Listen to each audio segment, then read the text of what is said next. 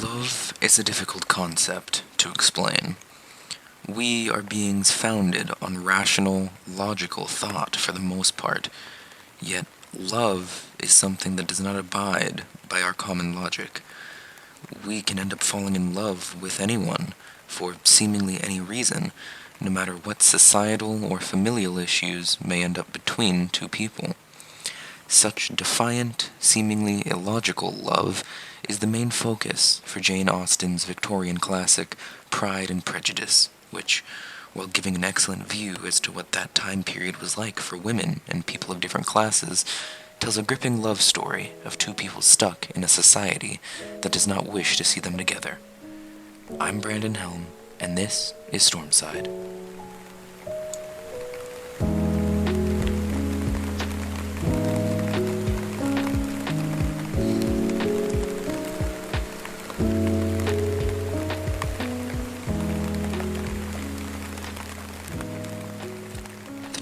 In question are the main protagonists of the novel, the always clever Miss Elizabeth Bennet and the blunt yet caring Mr. Darcy, who, over the course of the story, go from enemies, with Elizabeth not wanting anything to do with Darcy at first, to a married couple who seemingly would do anything for each other. Of course, Pride and Prejudice is not simply a love story. There are many other characters and multiple different plot lines happening at once.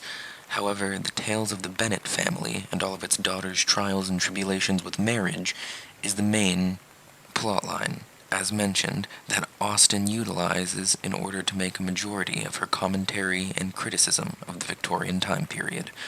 From the very beginning of the novel, evidence is shown to the reader as to how this society functions, with the first chapter already discussing how the parents of the Bennet household are planning, one way or another, to have each of their daughters marry a respectable, wealthy man. Marriage was everything, and it's basically the entire character of Mrs. Bennet, who, in multiple instances, gets furious when her plans of marriage are interrupted or disagreed with by anyone in her family, even if her own daughter is the one in protest. She, which would also be fair to say society at the time, saw matrimony as an act of highest importance for a lady. It was a way to secure a future, to uphold a family name, and something simply expected of you if you were a woman from the time of your birth. Speaking of expectations placed upon women, Elizabeth does not only break some of the traditional gender roles of her time by seemingly having no interest in marriage at the start of the novel, but also by the very manner in which she speaks and carries herself. She is a confident, clever, well-educated woman who isn't afraid of nearly anyone throughout the novel, despite any differences in the societal hierarchy. This type of character, especially this type of female character, was a significant break from the stereotypes and generally accepted narrative that women were to be subordinates to men at this time. They were often portrayed as dumber, more emotional people, less capable of higher thought than their male counterparts, and needing some decisions made for them.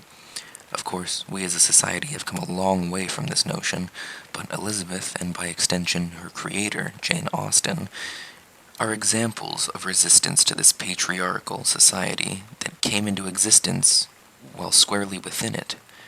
The book, however, is not preachy by any means, as these concepts are rarely flat-out discussed as I am discussing them now. Instead, Austen allows the oppressive nature of societal norms and hierarchy reveal itself, as she simply describes the world the Bennets live in, and the factors they must consider in the choices they make.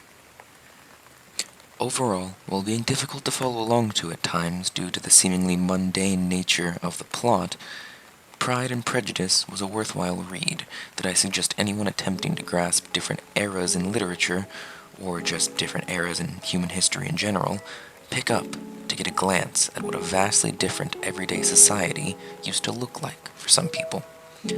That's all I have to say for now. Thank you again so much for listening through to the end, and stay safe out there, everyone. I'm Brandon Helm, and this was Stormside.